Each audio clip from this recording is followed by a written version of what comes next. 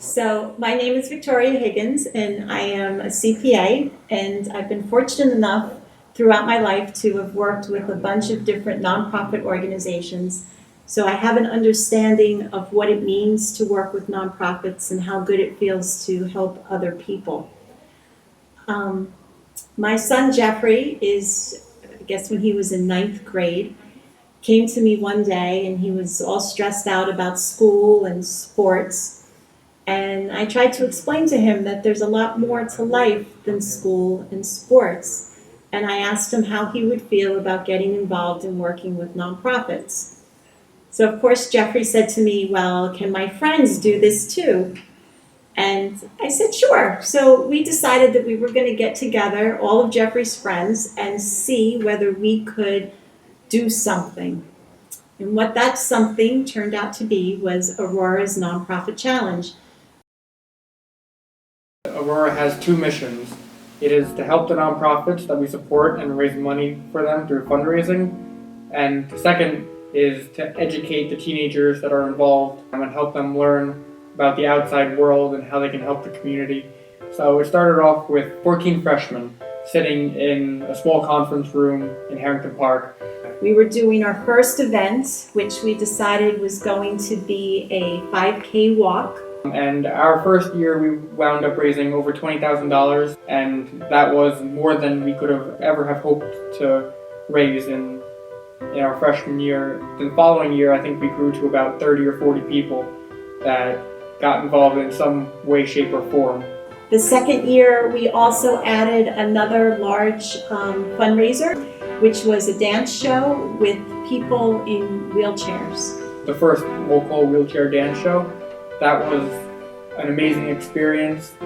Wheelchair dance is relatively new, and we don't hear about it that often, but it's actually, the one thing that is special in the lives of some of these people. It makes them feel empowered. I think our walk the second year also raised $25,000. So I think year two we came away with raising $50,000 across the board for our 11 nonprofit organizations. So now going into our third year, the question becomes, how can we do even better?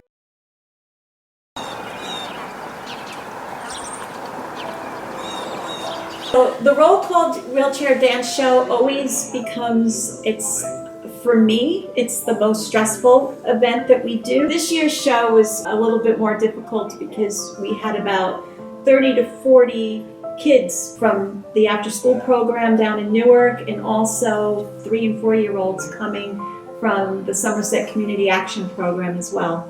A lot of teenagers on a Friday night, they're tired and they want to go to bed, but we'd all show up and we'd all dance and we'd all have a really good time with them.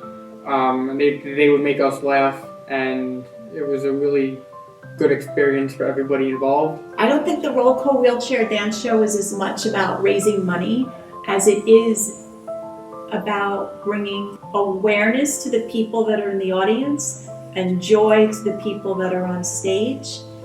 Nothing would have been possible without Diane DiCepolo, who is she's the driving force behind Roll Call, and she spent endless hours teaching our kids how to dance on stage, working with the people in wheelchairs, compassionate, energetic, tireless, loving. She has a heart of gold. My name is Diane DiCepolo. I'm the co-founder of Roll Call Wheelchair Dance, and my affiliation with Aurora is that Aurora and Roll Call partner in order to bring dance to people with all different abilities.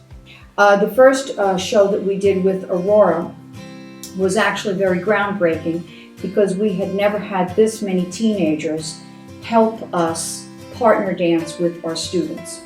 The second show was groundbreaking in another way because the second show had many facets that the first show did not have at all.